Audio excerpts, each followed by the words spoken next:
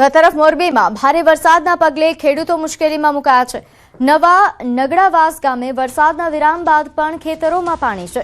ગામની 14,000 વીઘામાંથી 50% જમીનમાં વાવેતર નિષ્ફળ થવાની આશંકા। નિકાલના અભાવે પાણી ભરાઈ રહેતા ઓઇલ એન્જિનથી પાણી દૂર કરવા માટે ખેડૂતો મજબૂર બન્યા। તો પરિસ્થિતિ મોરબીથી સામે આવી, જ્યાં હજુ પણ પાણી ભરાયેલા છે, જેના કારણે ખેડૂતો હાલ મુશ્કેલીમાં મુકાયા છે। જ્યાં વરસાદના પાણી 5-6 ફૂટ જેટલા ભરાઈ ગયા છે। એ પાણી માટે મશીનથી અમે પાણી કાઢીએ છીએ। જો આ પાણી ન કાઢીએ તો અમારે બીજા મૂળ ઉત્પાદન થાય નહીં, એટલા માટે અમે આ પાણી કાઢીએ છીએ। વાવેતર પહેલાં કપાસનું હતું અને હવે પછી કપાસ વાવેતર કેટલા વર્ષ 3-4 વર્ષથી આવીને પરિસ્થિતિ છે। ખેડૂતને બહુ નુકસાન થઈ છે। 14,000 વીઘા જમીનમાં પાણી ફેર્યું છે અને ધોવાણે થયું હોય જમીનું, અને જે વાવેતર હતું એ સાફ થઈ ગયું, ભરી ગયું। તો ઓઇલ એન્જિનથી પાણી કાઢવાની હાલ જરૂર પડી રહી છે, કારણ કે પાણીનો નિકાલ હજુ પણ નથી થયો। તો આગળ વાત કરીએ ભરૂચની, જ્યાં ઝઘડિયાના રાણીપુરા ગામે કાવેરી નદીના પૂરે ખેડૂતો પર કહેર વરસાવ્યો છે। નદીના ભારે વહેણથી અંદાજે 200 વીઘા જેટલી ખેતીલાયક જમીનનું ધોવાણ થતા હાલ ખેડૂતો મુશ્કેલીમાં મુકાયા છે। કેળ, કપાસ અને શાકભાજી સહિતના ઊભા પાકો નદીના પાણીમાં તણાઈ ગયા છે।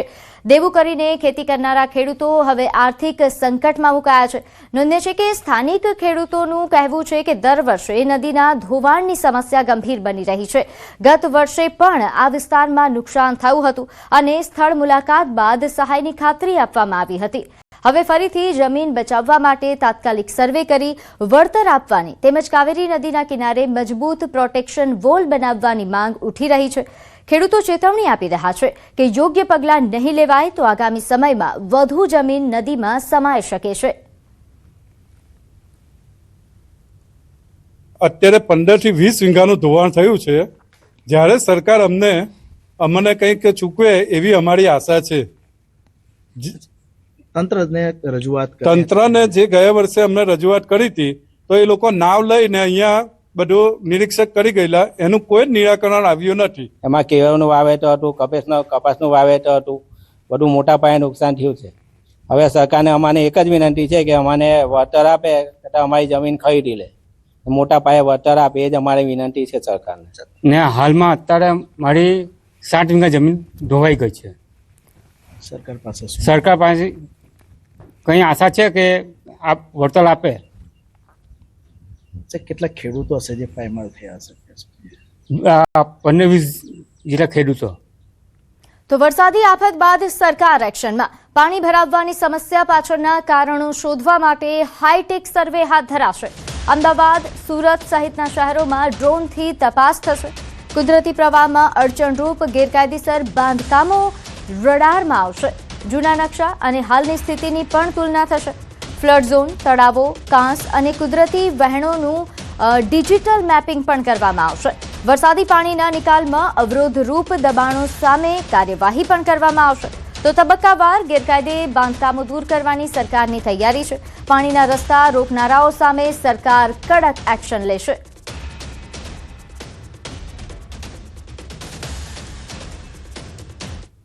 તો મોરબીના વીરપરડા ગામે અનોખી ઘટના સામે આવી। કૂવામાં પાણી ફરી ડોલતું જોવા મળ્યું। ખેડૂત પ્રાણજીવભાઈ સાદરિયાના ખેતરમાં અનોખી ઘટના બની અને કુતૂહલ સર્જાતા હવે કૂવો જોવા માટે લોકોના ટોળા ઉમટી રહ્યા છે। ઘટનાનો વિડીયો સોશિયલ મીડિયા પર વાયરલ થયો અને ચર્ચાનો વિષય બન્યો। નોંધનીય છે કે વીરપરડાના કૂવા મામલે ભૂસ્તર શાસ્ત્રીની સ્પષ્ટતા કે ભારે વરસાદથી કૂવો રિચાર્જ થતા હિલચાલ થઈ। પવનની ગતિથી આવું થતું હોવાનું પ્રાથમિક તારણ સામે આવ્યું। ભૂકંપ જેવી કોઈ પ્રવૃત્તિ નથી તેવું તેમનું કહેવું છે। ભૌગોલિક કારણોસર ઘટના બન્યા હોવાનું પ્રાથમિક તારણ લગાવવામાં આવ્યું।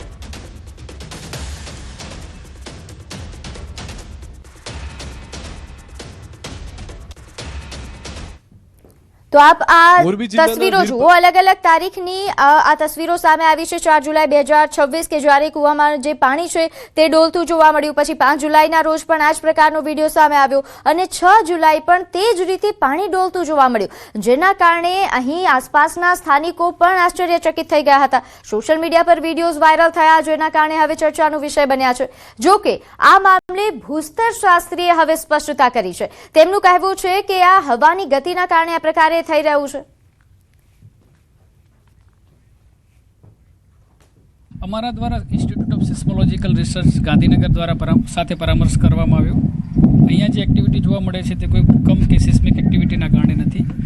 ઉપરવાસમાં ભારે વરસાદ પડવાના લીધે જે ગ્રાઉન્ડ વોટર રિચાર્જ થતું હોય ત્યારે પથ્થરની અંદર આવેલા જે પોર સ્પીસીસમાંથી એર રિલીઝ થતી હોય અને ગ્રાઉન્ડ વોટર ભારે વરસાદ જ્યારે આવે ત્યારે આ બધી વસ્તુ નોર્મલ છે.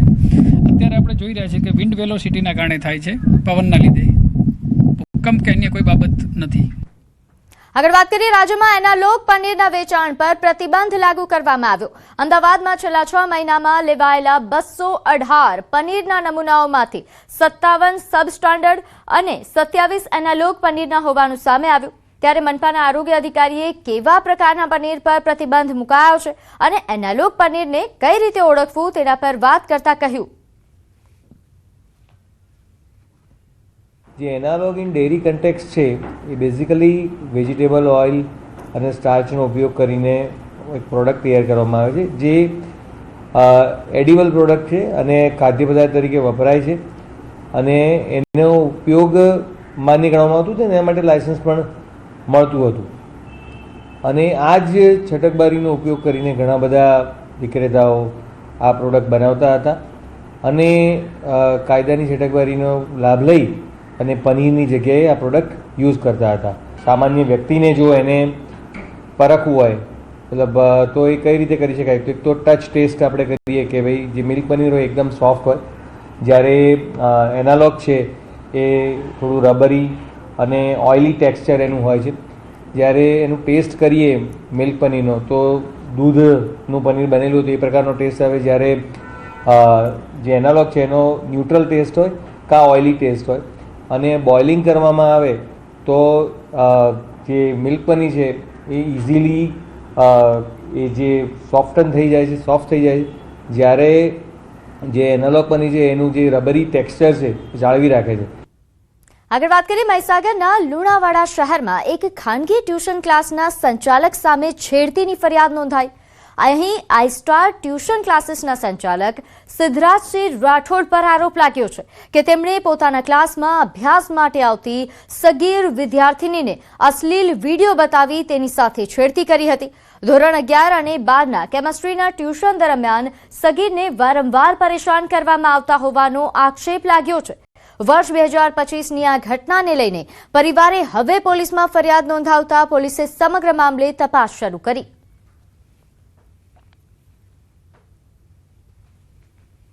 લુણાવાડા ટાઉનમાં 12મા ધોરણમાં ભણતી એક સગીરાને પ્રાઇવેટ ટ્યુશન ક્લાસીસના સંચાલક દ્વારા છેડતીનો એક બનાવ સામે આવેલ છે.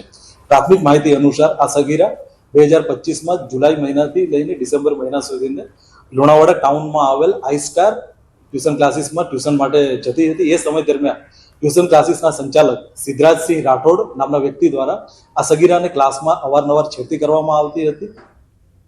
હવે વાત ખખડધજ રસ્તા અંગે.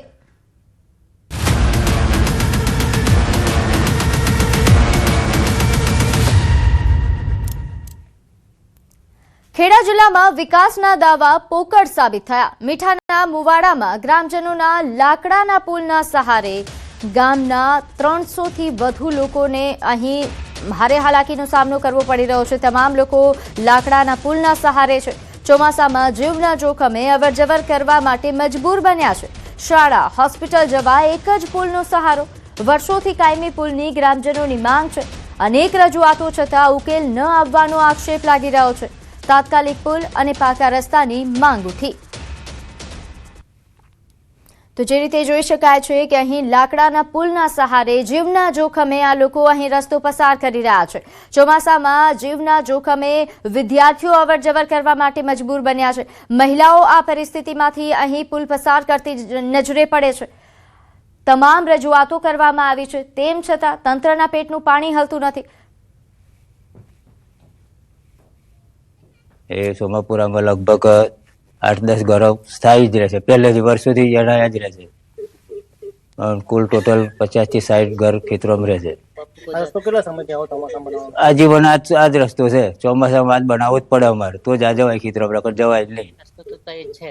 મેઇન રસ્તો વેરાવાનો છે, પણ વેરામ તો અત્યારે 2 માથોડા જેટલું પાણી, એટલે જવાય જ નહીં. તો બનાસકાંઠાના પાલનપુરમાં પોલિટેકનિક કોલેજથી ધનિયાણા ચોકડી સુધીનો માર્ગ છેલ્લા 6 મહિનાથી બિસ્માર હાલતમાં છે. આ રોડના કારણે અવરજવર કરતા લોકોને અકસ્માતનો ભય સતાવી રહ્યો છે. વળી આ માર્ગ 20 થી વધુ ગામોને જોડતો મુખ્ય માર્ગ છે. અહીં દરરોજ મોટી સંખ્યામાં વિદ્યાર્થીઓ, નોકરિયાત વર્ગો તેમજ અન્ય ઘણા લોકો પસાર થાય છે. અહીં પાલિકાએ એક બાજુની લાઇન ખોદી દીધી છે, તેથી એક જ લાઇન ચાલુ છે અને લોકો અહીંથી અવરજવર કરી રહ્યા છે. સામસામે વાહનો આવી જતા અકસ્માતનો પણ ભય રહ્યો છે. 6-7 મહિનાથી આ પરેશાની છે, અને વરસાદ આવે એટલે ખાડા ભરાઈ ગયા પાણીના, અને કોઈ રસ્તો થતો નહીં. તો કોઈ અધિકારી સાહેબને મારી વિનંતી છે કે આટલું કામ કરી આપો તો ધન્યવાદ. આ રસ્તો 6 મહિનોથી આ પોઝિશન હાલતમાં કોઈ શોધાતો નહીં, અને એક સાઈડના રસ્તા એવો હોય ને કે પબ્લિક કદી ચાલી શકે ના, કારણ કે એક સાઈડે એટલી નાની ઓકડી છે, 12 ફૂટની નહીં, અને 2 સાધન ક્રોસ થતા એને બહુ તકલીફ પડે. બરોબર, અહીંથી રાજકારણીઓ, બધા અધિકારીઓ, કલેક્ટર બધા અહીંથી ચાલે, પણ એમને કોઈ બી ખબર જ પડતી નથી. ગાડીઓ વાળા, બસો વાળા બધા હેરાન થાય છે. આ રોડ કોઈ બનાવતો નથી. બરોબર, ને આ રિક્ષાઓ, દાદા ને વોલ્વો વંડાવાળા પડે છે. મારા દીકરા અમે મારી દુકાન છે, બધા પડે છે. તો અહીંથી શાળાએ જતા તેમજ કોલેજમાં અભ્યાસ કરતા વિદ્યાર્થીઓ પણ પસાર થાય છે. તે લોકોને પણ હાલાકી પડી રહી છે અને અકસ્માતનો ભય સતાવી રહ્યો છે. એવું નથી કે આ બાબતે રજૂઆત નથી કરાઈ. આ બાબતે અનેકવાર જિલ્લા પંચાયત અને નગરપાલિકાને રજૂઆત કરવામાં આવી છે અને તે લોકો એકબીજા પર કામ ઢોળી રહ્યા છે. ત્યારે હવે લોકોને તેમની સમસ્યામાંથી મુક્તિ મળે તેવી આશા લગાવીને લોકો બેઠા છે. મને અડવામાં બહુ તકલીફ પડે છે. ગાડીઓ 2 પટલી પર ચાલે છે. મને બહુ બીક લાગે. આ જે થાય કાર્યવાહી કરી આ રોડ બનાવો. અમે એક લેનમાં જઈએ છીએ તો વાહનો નડે છે, ગાડીઓ આવે છે, તેનાથી અમને ચાલવાની ખૂબ મુશ્કેલી પડે છે. તો અમારી માંગ છે કે આ રોડને સુધારવાઓ અને અમને બીજો લેન પર ચાલુ થાય એવી સુવિધા ઉપલબ્ધ કરી આપો, એવી અમારી સરકારશ્રીને તથા નગરપાલિકાને ખૂબ ખૂબ અપીલ છે. તો અમરેલીમાં બિસ્માર રસ્તાઓથી લોકો ત્રાહિમામ પોકારી ઉઠ્યા છે. સાવરકુંડલા રાજુલા સ્ટેટ હાઈવે પર ગ્રામજનોનો અનોખો વિરોધ સામે આવ્યો. રજૂઆતો છતાં કામગીરી નથી થઈ. ગ્રામજનોએ જાતે જ ખાડા પૂર્યા. આપના હાથ જગન્નાથના સૂત્ર સાથે સ્વખર્ચે રસ્તાનું સમારકામ કર્યું. નોંધ્ય છે કે મોટા આગરિયા ગામના લોકોએ માટીના તગારાથી ખાડા પૂર્યા. તંત્રનું ધ્યાન દોરવા માટે ગ્રામજનોએ અનોખી પહેલ કરી. સરકાર ફંડ આપે છે છતાં અધિકારીઓ કામગીરી કરતા નથી તેવા આક્ષેપ અમરેલી જિલ્લાના અનેક માર્ગો બિસ્માર હાલતમાં હોવાનો આક્ષેપ પણ ગ્રામજનો કરી રહ્યા છે. ગ્રામજનોનો દાવો છે કે રસ્તાની હાલતને લઈને અનેકવાર રજૂઆત કરવામાં આવી છે, તેમ છતાં કામ નથી થયું. સ્થાનિકોમાં ભારે રોષ છે. તાત્કાલિક સમારકામની માંગ ઉઠી.